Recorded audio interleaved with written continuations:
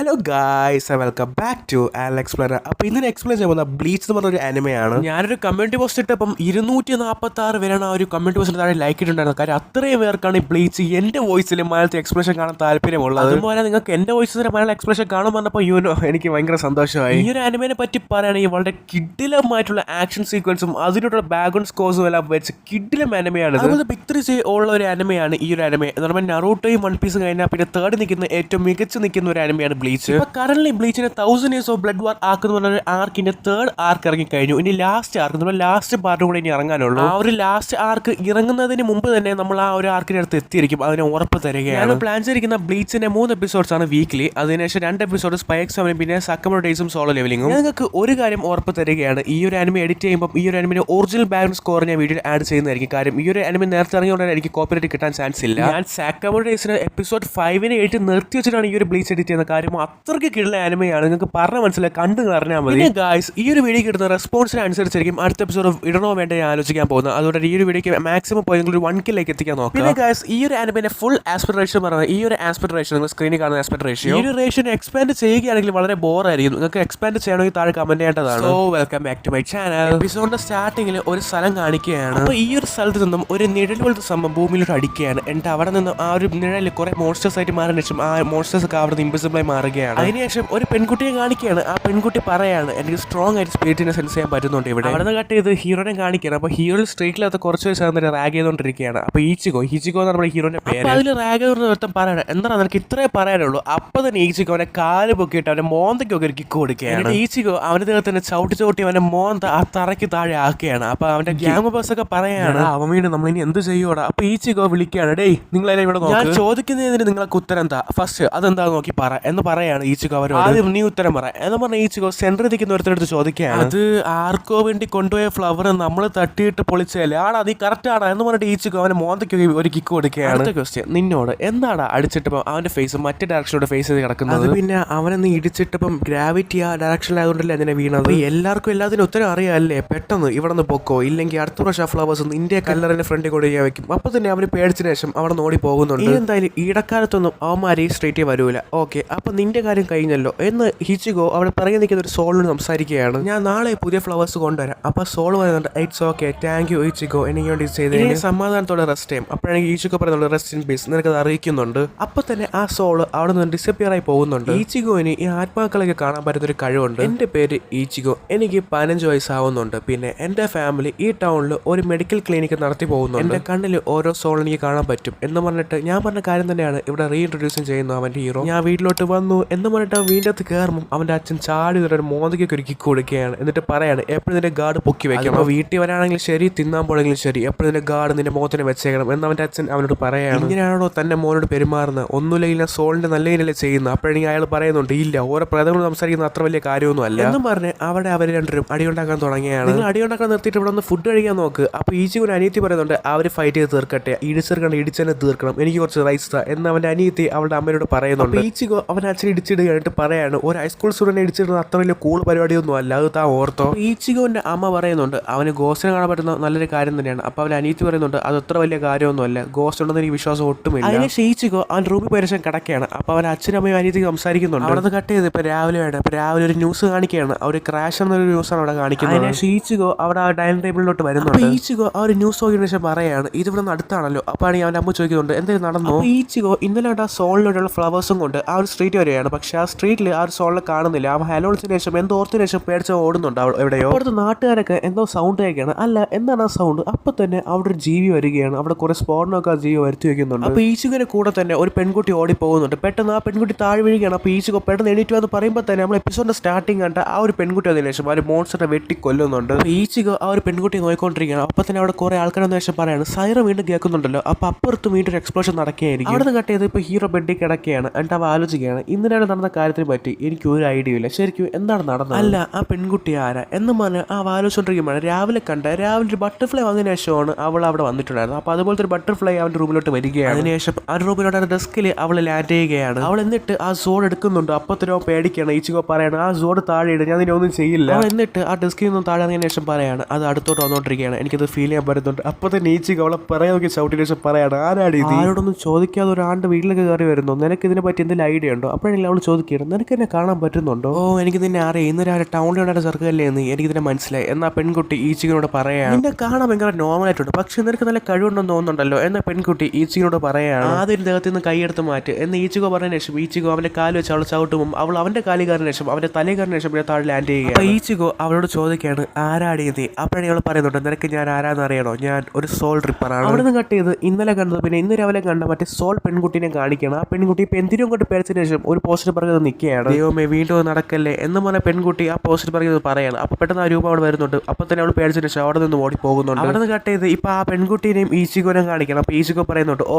എനിക്ക് മനസ്സിലായി, നീ ഒരു സോൾ ട്രിപ്പറാണ്. അപ്പോൾ അവൾ പറയുന്നുണ്ട് നീ ഒരു മിഷന് വേണ്ടിയാണ് ഇവിടെ വന്നിരിക്കുന്നത്, ആ മിഷൻ തന്നിരിക്കുന്ന സോൾ സൊസൈറ്റി അല്ലേ? അപ്പോൾ അവൾ പറയുന്നുണ്ട് അതെ. ഇന്ന് രാവിലെ സ്ട്രീറ്റിൽ കണ്ടുപോലത്തെ ഡീമൺസിന്റെ ഡീൽ ചെയ്യാണ് നീ ഇവിടെ വന്നിരിക്കുന്നത് അല്ലേ? അവൾ പറയുന്നുണ്ട് ആ മറ്റേ മോൺസ്റ്റർ ആ ഒരു സോളിനെ തുരുത്തിയാണ് ഓട്ടിച്ചുകൊണ്ടിരുന്നത്, അതും മനസ്സിലായി, എനിക്ക് എല്ലാം വിശ്വസിക്കാൻ പറ്റുന്നുണ്ട്. പക്ഷേ ഒരു കാര്യം ഒഴിച്ച് സോൾ റിപ്പറിനെ പറ്റി ഇതുവരെ കേട്ടിട്ടില്ല, ഇനി വിശ്വസിക്കാനും പോകുന്നില്ല, ശരിക്കും അതില്ലെന്നാ തോന്നുന്നത് എന്ന് ഈച്ചിക്കോ അവളോട് പറയാൻ. എനിക്ക് അതിനെ പറയാൻ പറ്റും എന്നാ പെൺകുട്ടി ഈച്ചിനോട് ചോദിക്കുന്നുണ്ട്. അപ്പോൾ ഈച്ചിക്കോ പറയുന്നുണ്ട് ഞാൻ കണ്ണുകൊണ്ട് കണ്ട കാര്യങ്ങൾ മാത്രം വിശ്വസിക്കാറുള്ളൂ. പക്ഷേ നീ ഇപ്പോൾ എന്നെ കണ്ടല്ലോ. അപ്പോൾ ഈച്ചിക്കോ പറയുന്നുണ്ട് പക്ഷേ അത് വിശ്വസിക്കാൻ പറ്റില്ല, കാര്യം നീ ഒരു ഹ്യൂമൻ ആണെങ്കിലോ എന്ന് ഈച്ചിക്കോ അവളോട് പറയാം. ശരി പെണ്ണെ, ഈ ഒരു സോൾ റിപ്പർ കളി നീ വേറെ ആരെങ്കിലും പോയി കളിച്ചോ, തൽക്കാലം നീ ഇവിടെ പോക്കോ എന്ന് ഈച്ചിക്കോ അവളെ തലയെ തൊട്ടിന് ശേഷം പറയാണ്. ഓ അപ്പം ഞാൻ ഒരു ബ്രാറ്റ് ആണല്ലേ, നിനക്ക് ഞാൻ കാണിച്ചു തരാം, ബാക്കറോ നമ്പർ 1 എന്ന് പറഞ്ഞിട്ട് അവിടെ ഒരു സ്പെല്ല് അവിടെ ഉപയോഗിക്കുകയാണ്. ഈച്ചിക്കോന് 2 കൈയും പിറകിലോട്ട് പോയിട്ട് നിൽക്കുകയാണ്. അപ്പോഴേക്കും അവൾ ചോദിക്കുന്നുണ്ട് ഇനി എന്നെ എന്താണ് ചെയ്തത്? അപ്പോൾ അവൾ പറയുന്നുണ്ട് ഒന്നുമില്ല, പാരാലിസിസ് ആണ്. ഇത് നമ്മൾ സോൾ റിപ്പേഴ്സ് ചെയ്യുന്ന ഒരു ഹൈ ലെവലിലുള്ള ചെറിയൊരു മാജിക് ആണ്. നീ ഞാൻ വിചാരിക്കുന്ന പോലത്തെ ആളെ അല്ല, നീ ജീവിക്കുന്നതിനെ കാട്ടി 10 മടങ്ങ് വർഷത്തിൽ കൂടുതൽ ഞാൻ ജീവിച്ചു കഴിഞ്ഞു. എനിക്ക് തന്നെ വേണമെങ്കിൽ ഒരു സ്ലാഷിൽ കൊല്ലാൻ പറ്റും, എന്ത് കാണണോ? പക്ഷേ ഞാൻ നിന്നെ കൊല്ലില്ല, അതെങ്കിലും ഓർത്ത് സമാധാനപ്പെട് എന്ന് ഈച്ചിക്കോനോട് അവൾ പറയുന്നുണ്ട്. പക്ഷേ ഇപ്പം നീ ഇത്ര സംസാരിച്ചോട് തന്നെ കൊല്ലാൻ പോവുകയാണ് എന്ന് പറഞ്ഞിട്ട് അവൾ ഒരു കത്തിയെടുത്തതിന് ശേഷം അവനെ നേരെ വെട്ടാൻ വരുമ്പോൾ പെട്ടെന്ന് അവരുടെ സോള് വരികയാണ്. എന്നെ ഒന്നും ചെയ്യല്ലേ, എനിക്ക് ഇനിയും ജീവിക്കണം എന്നാ സോള് പറയാണ് അവളോട്. അപ്പോഴാണെങ്കിൽ അവൾ കട്ടാണെങ്കിൽ പിറകിൽ ഒരു സീലുണ്ട്, ആ സീല് അയാളെ തലേ വെച്ച ശേഷം പറയാണ് നിനക്കിനി ഒന്നും പറ്റില്ല, കാര്യം ഇനി തൊട്ട് നീ സോൾ സൊസൈറ്റിയിലാണ് നടക്കാൻ പോകുന്നത്. അതിനുശേഷം ആ സോള് അവിടുത്തെ ഒരു പോർട്ടൽ വഴി താഴോട്ട് പോകുന്നുണ്ട്. അതിനുശേഷം ആ പോർട്ടൽ പോവുകയാണ്. അതിനുശേഷം അവിടെ ഒരു ബട്ടർഫ്ലൈ പറക്കുകയാണ്. ഈച്ചിക്കോ അവളോട് ചോദിക്കുകയാണ് നീ എന്താണ് അയാളെ ചെയ്തത്? അപ്പോഴെങ്കിൽ അവൾ പറയുന്നുണ്ട് ഞാൻ അയാളുടെ സോളിനെ സോൾ സൊസൈറ്റിയിലോട്ട് അയക്കുകയാണ് ചെയ്തത്, അതാണ് ഒരു